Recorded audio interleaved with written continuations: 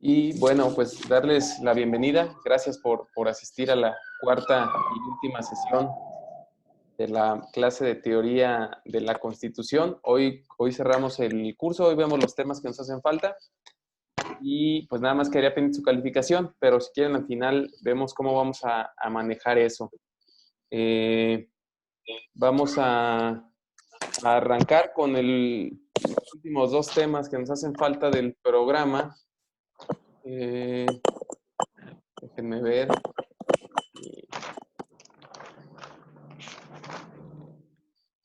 Sí ven todos la presentación, ¿verdad?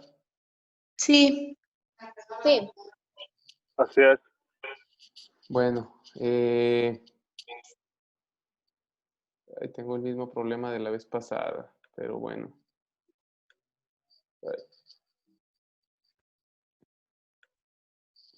Permítanme. Bueno, tengo el mismo problema de la clase pasada, pero lo vamos a manejar así.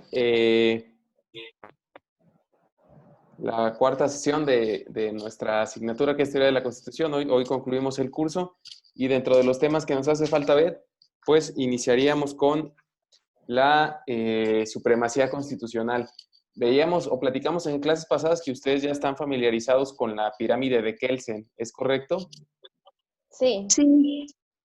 Sí, y la pirámide de Kelsen es eso, es en la cima de la pirámide o en el escalafón más alto, en el eslabón más alto de la pirámide, encontramos a la norma de mayor jerarquía y conforme bajamos en la pirámide, pues encontramos normas de menor jerarquía. Eso es, todos lo conocen ese término, ¿verdad? Sí. Sí. Sí. Igual, en la cima de la pirámide encontramos menos leyes, por eso es más pequeño y va haciéndose más. Encontramos menos leyes y conforme bajamos en la estructura o en la jerarquía de esas leyes encontramos más. Por eso Constitución tenemos un solo código, una sola Constitución codificada. Y conforme vamos bajando en leyes federales, pues tenemos más y así sucesivamente hasta llegar a reglamentos que tenemos, si no miles, sí cientos de reglamentos, ¿no? Eso queda claro porque vamos a hablar un poquito de esa pirámide. ¿Sí, jóvenes? Sí, está bien. Bueno, la supremacía constitucional es nuestro sexto tema y bueno, aquí permítanme, si voy a necesitar, lo voy a manejar un poquito así para alcanzar a leer porque no, a ver, ya, listo. Bueno, la Constitución es la suprema ley de la nación, la cual prescribe normas de decisión que son obligatorias para las autoridades y habitantes de un estado. De esta forma se concibe a la Constitución como la ley fundamental que limita a los poderes del gobierno, así como al pueblo mismo. Es decir, la Constitución marca los límites al poder del Estado, al gobierno, y asimismo pues le marca límites al pueblo. En ese concepto no hay dudas. Lo que hemos venido hablando de la Constitución, la máxima ley o la ley suprema, la ley fundamental, que le da el espíritu al Estado, forma al Estado, crea al Estado, organiza al Estado y de igual forma pues le marca límites a los órganos del Estado y a los ciudadanos, porque, a ver, permítame, porque me parece que María Teresa no escucha. Vamos a poner tantito pause aquí. Y permítanme.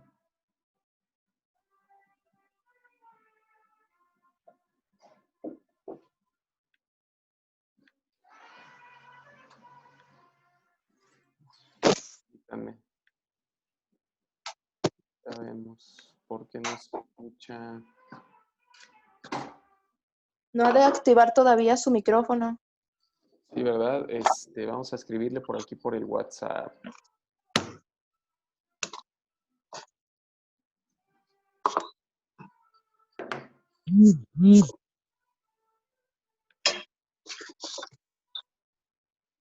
Ah, ok, ya lo encendí.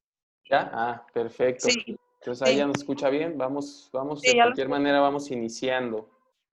Sí.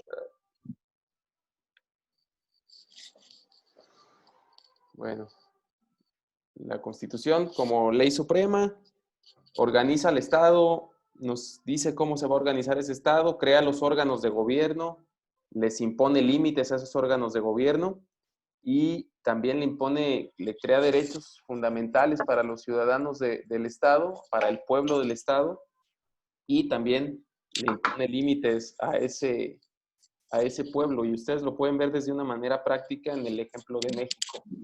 La Constitución nos da derechos fundamentales, la Constitución organiza al país, la Constitución establece los poderes, los crea, les da sus competencias, nos dice qué hacer, legitima la acción de los poderes y también restringe las libertades de los ciudadanos. ¿Sí? ¿En eso estamos de acuerdo? Sí. Bueno. En ella, en la Constitución, se encuentran las decisiones políticas fundamentales en las que podemos encontrar tanto a las autoridades como órganos rectores de la conducta humana que obligan a los particulares a atender las normas de un país, así como los derechos individuales que limitan a ciertos requisitos y circunstancias el actuar coactivo por parte de los órganos del Estado. El actuar coactivo, ¿quién me puede decir a qué nos estamos refiriendo cuando hablamos del actuar coactivo de los órganos del Estado? ¿Al presidente? Más allá de referirnos a alguna autoridad en específico, ¿cuál es la actividad coactiva del órgano del Estado, de cualquier órgano del Estado? De obligación. De obligar. Sí, es correcto, es cuando el Estado, cualquiera de sus órganos, pretende obligar a un particular a hacer algo o a que tenga cierta conducta. Sí, hay límites para ese actuar, es decir, si yo no pago mis impuestos, es una obligación, el Estado me va a obligar a pagarlos de manera activa, pero tiene límites y hay procedimientos para obligarme a pagarlos, ¿sí o no? Sí. Como un deber. Sí. Sí. Sí, o sea, el ejemplo es ese, o sea, Secretaría de Hacienda y Crédito Público no va a venir a mi casa a sacar el dinero o a llevarse mis cosas nada más de un día para otro, hay procedimientos y hay límites, ¿sí es correcto? Sí. Igual, si somos sospechosos de un delito, si cometemos algún delito, pues hay límites para el Estado, no van a llegar y nada más detenernos, privarnos de nuestra libertad y dejarnos ahí, ¿es correcto? Sí. Hay límites y hay procedimientos que la Constitución le marca al Estado. El presidente de la República no puede legislar, no puede impartir justicia, los legisladores no pueden impartir justicia, salvo en algunos casos que veremos más adelante. ¿Por qué? Aun y cuando hay división de poderes, pues el legislativo también ejerce funciones de impartición de justicia, el ejecutivo también, los tres poderes ejercen la facultad de legislar cuando hacen reglamentos, cuando hacen sus normas internas, cuando hacen sus leyes orgánicas, ¿sí? Pero bueno, lo vamos a dejar más claro conforme transcurra la clase. Déjenme nada más aceptar a un compañero que está en la sala de espera. Vamos a ver.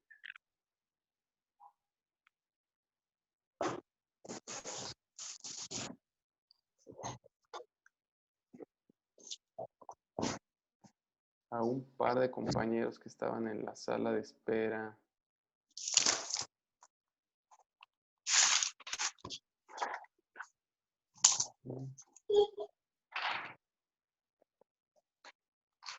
A ver, permítanme un minutito, ¿eh?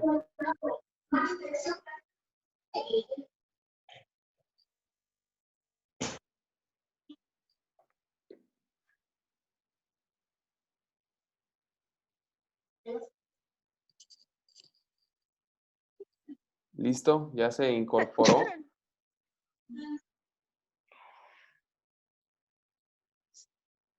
Bueno, parece que ya se incorporó.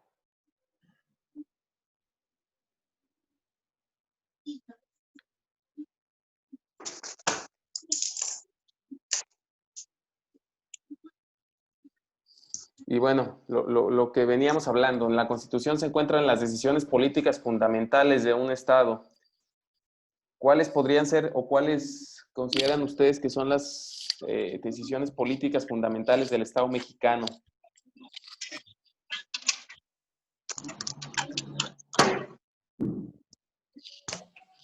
Jóvenes.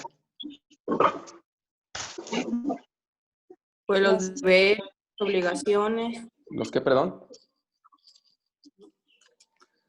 pues como los deberes y las obligaciones, como nosotros, los ciudadanos que somos. Deberes y obligaciones de los ciudadanos, ok, pero cuando nos referimos a decisiones políticas, nos referimos a las decisiones que le dan estructura al Estado. Por ejemplo, la decisión de ser una república democrática, esa decisión se encuentra en la Constitución o fue plasmada en la Constitución por el poder constituyente, que ya vimos el término, o el concepto y las ideas de poder constituyente. La división de poderes, los tres órganos de gobierno, legislativo, ejecutivo y judicial, esa decisión política también se encuentra en la Constitución porque es una decisión política fundamental. ¿Cómo se va a estructurar la federación o qué elementos integran la federación? Los 31 estados y la Ciudad de México ahora, decisión política fundamental del Estado mexicano, que desde luego se encuentra plasmada en la Constitución. ¿Sí? ¿Correcto, jóvenes? Sí. Sí. Sí. También, de nuevo, limita el actuar de los órganos de gobierno. La Constitución nos dice qué puede hacer el presidente de la República o qué puede hacer el Poder Ejecutivo. La Constitución nos dice cuáles son las facultades del Poder Legislativo, cuáles son las facultades del Poder Judicial, ¿sí? Limita el actuar de los órganos de gobierno. ¿Para qué? Pues para que no abusen de su poder, para que no se extralimiten en sus facultades. ¿Sí? ¿Correcto, jóvenes? Sí. Sí. Sí. Déjenme ver nada más, admitir a... Ay, permítanme, vamos a admitir nada más a otro compañero, a Judith, que está intentando conectarse. Y ahora sí. Bueno, la supremacía constitucional es una característica fundamental de la Constitución, pues es el concepto de supremacía, pues el concepto de supremacía implica en sí un elemento que se encuentra por encima del resto de los integrantes de un sistema.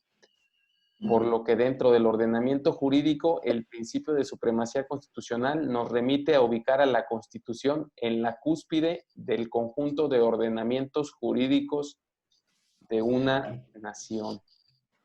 Bueno, lo vamos a ver más adelante, pero tienen que tomar en cuenta que la Constitución está por encima de cualquier otro poder o está por encima de cualquier ley. Es decir, el poder constituyente realizó una constitución y no tuvo ningún límite.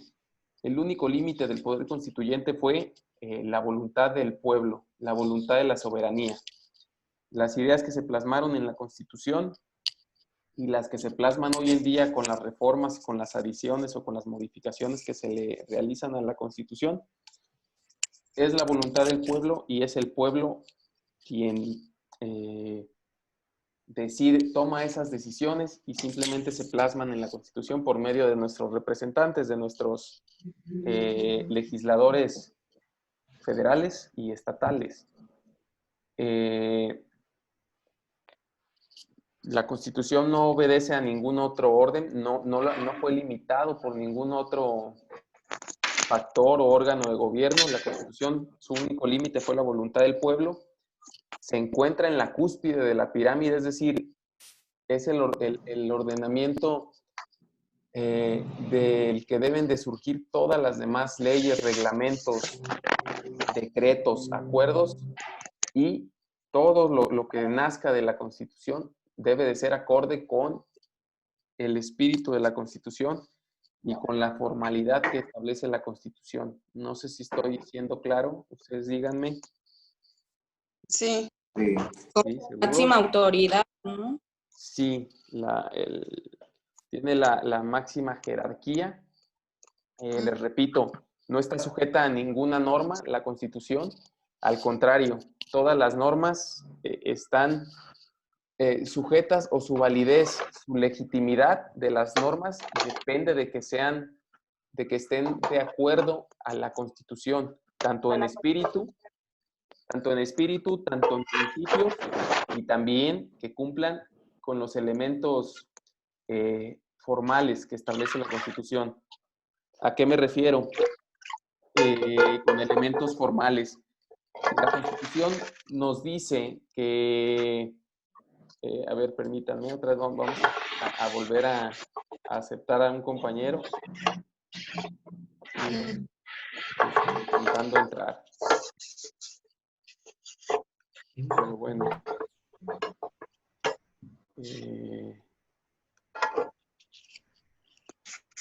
Ok, en principios, la Constitución establece principios, los principios pro persona, el principio del debido proceso, ¿sí? O sea, las leyes, los reglamentos, los decretos, las leyes estatales deben de estar de acuerdo, deben ser acordes con el texto constitucional. Sí, a eso me refiero con espíritu. Y cuando hablo de formalidad, me refiero a los procesos que la Constitución establece. La Constitución nos dice cómo crear una ley, cómo el Congreso de la Unión creará una ley. Esas formas también se deben de cumplir. La Constitución nos dice cómo procederá el juicio de amparo, cómo procede el juicio político, cómo procede la controversia constitucional, la acción de constitucionalidad, el juicio de desafuero. Y esos procesos, lo que se le conoce como derecho procesal constitucional, también debe de cumplirse por las leyes secundarias o por los reglamentos, ¿sí? ¿Queda claro este punto? Sí, ¿Jóvenes? Sí. Bueno. De este concepto de supremacía constitucional derivan dos principios. El primero es el principio de legalidad, conforme al cual todo acto contrario a la Constitución carece de valor jurídico. ¿Sí? ¿Jóvenes? Sí. Sí. Ok. Suponiendo que nos encontramos ante un acto que va en contra de la Constitución, un acto de autoridad que va en contra de la Constitución, ¿cuál es nuestro medio de defensa, jóvenes? Digo, ¿tienen más o menos una idea?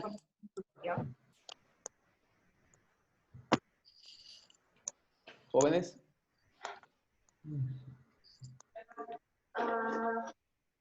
¿Alguien? ¿No? Pues nuestra mayor defensa sigue siendo la Constitución, ¿no? Porque muchas veces en muchos casos que no están respetando tus derechos, es que las personas se amparan, ¿no? Pues en tal artículo dice esto, o tengo derecho a esto. Sí, es correcto. Cuando hablamos de una autoridad, pues nuestro mecanismo de defensa para hacer valer la Constitución es el amparo, ¿no? El juicio de amparo, hablando de actos de autoridad. Cuando hablamos de actos de otro particular, pues ya serían otros mecanismos, ¿no? Dependiendo, podría ser un juicio penal, o una denuncia penal, o un juicio civil, o un juicio mercantil, ¿sí?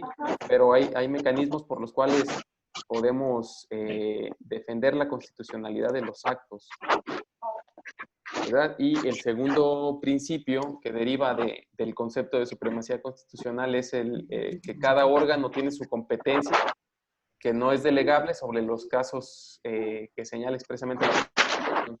Es decir, cada órgano, cada elemento del Estado se encuentra regulado con lo que puede hacer y no puede ir más allá de esas facultades que le otorga la Constitución. El principio que veíamos o que hablábamos la clase pasada, que la autoridad no puede hacer más allá de lo que le está permitido. ¿Recuerdan que lo vimos? Sí. Y mientras que el gobernado puede hacer todo, o el ciudadano, la gente de a pie, el pueblo, puede hacer todo lo que no le esté prohibido. ¿Sí? Vamos Se escucha mucho ruido. Sí, parece que por ahí alguien tiene un micrófono prendido y está causando ruido. Ahorita, a ver si Como que detecto. están lavando trastes. Sí, a ver si detecto de quién es el ruido y lo voy a poner en silencio. Si detecto de quién es el ruido. Y ya después lo pondremos, le activamos su micrófono para si hay alguna duda, ¿verdad?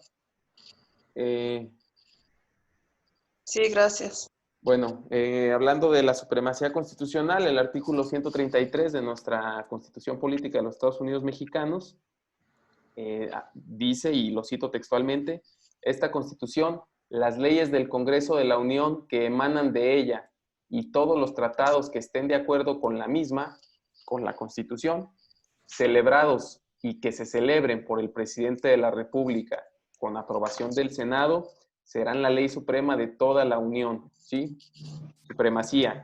El propio artículo nos lo dice. Primero la Constitución, después las leyes que emanen del Congreso de la Unión, que son leyes federales. Después, o en conjunto con los tratados internacionales, de este artículo podemos advertir que los tratados se celebran por parte del presidente, pero deben de ser aprobados por el Senado de la República. ¿Sí? Eso se advierte de la simple lectura de este artículo. Y esos tres elementos, la Constitución, las leyes del Congreso de la Unión y los tratados, serán la ley suprema de toda la Unión. Ese perrito sí es de aquí, ¿eh? Ahorita lo... Firulais. Sí. Bueno, la ley suprema. Los jueces de cada entidad federativa. ¿A qué nos referimos con cada entidad federativa? Díganme una entidad federativa.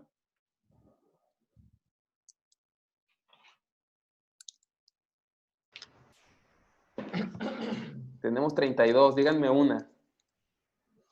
Jalisco. Jalisco. Correcto. Entidad federativa nos referimos a los estados que conforman la federación. ¿Sí? México es una federación, es decir, un todo, pero está conformado por 31 estados y la Ciudad de México, y cada una de esas entidades federativas pues conforman... Es como nación. ¿Mande? Entidad. Como la nación. Es correcto. La nación está formada por entidades federativas. Bueno, los jueces de cada entidad, los jueces del Estado, el juez magistrado del Supremo Tribunal de Justicia del Estado de Jalisco, los jueces que se encuentran ustedes aquí en Ciudad Judicial Estatal, el juez de primera instancia de Tequila, el juez menor de Magdalena o el juez de paz de Magdalena, todos se deben de arreglar a la Constitución, a las leyes federales y a los tratados internacionales, ¿sí? A pesar de que en el Estado tengan alguna disposición contraria a estas leyes. Recuerden que cada Estado es libre de legislar todo aquello que no está reservado para la Federación.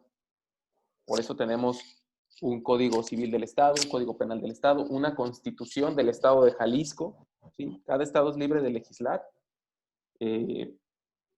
siempre y cuando no vayan en contra de la Constitución.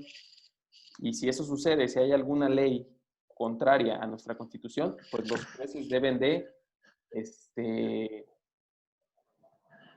juzgar o aplicar la ley de acuerdo a lo que dice la Constitución, e ignorar o dejar de lado, inaplicar, que es el término jurídico, inaplicar los artículos o las leyes que sean contrarias a la Constitución.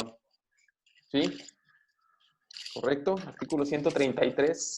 Sí, maestro, y dice que cuando tienen una diferencia es cuando intervienen los jueces. Sí, sí, bueno, parece que, a ver, permítanme, porque quizás nos vaya a sacar en unos minutitos. Les enviaría la invitación, porque no alcanza el tiempo. Les enviaría otra invitación. Si por algo nos saca en 9 minutitos, les mando una invitación rápido, ¿sí? Ok. Sí, cuando hay una discrepancia entre las leyes estatales y la Constitución o algún tratado internacional, pues normalmente se aplican los medios de control constitucional.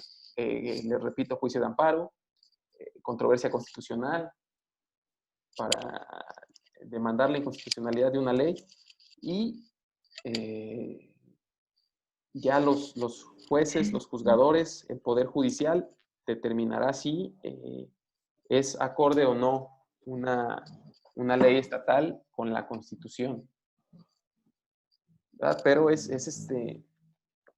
a menos que haya una declaratoria general de inconstitucionalidad, o a menos que la controversia constitucional se gane, pues opera el principio de instancia de parte agraviada. Es decir, si yo no demando el juicio de amparo, pues esa ley se me va a aplicar, aunque sea inconstitucional, ¿no? Yo tengo que defender o tengo que promover un juicio para que no se me aplique una ley, a pesar de que sea inconstitucional.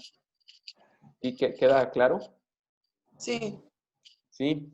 Bueno, Sí. la Constitución no solo es una norma, sino precisamente la primera de las normas del ordenamiento entero. La norma fundamental, la ley superior. Significa que esta es la norma primaria, es decir, el primer referente del sistema y, por tanto, la fuente de creación del resto de las normas del sistema jurídico. La superioridad constitucional deriva de varios datos ineludibles, a saber, la Constitución crea los poderes públicos del Estado, es decir, la Constitución le da vida al Poder Ejecutivo, al Poder Legislativo y al Poder Judicial, ¿correcto? La Constitución los crea. Antes de la Constitución estos órganos no existían, por lo menos no de la forma en la que los conocemos. El segundo punto es que delimita sus funciones. Crea al Poder Ejecutivo, crea la figura del presidente, pero también limita el accionar del presidente. Crea al Poder Judicial y crea la Suprema Corte de Justicia de la Nación, pero le pone restricciones a su actuar. Igualmente lo hace con el Poder Judicial. Crea la Procuraduría General de la República, pero le pone límites. No pueden hacer lo que cada uno de esos poderes o ningún poder del Estado puede hacer lo que le venga en gana. Tiene que actuar dentro de los límites que la Constitución le marca.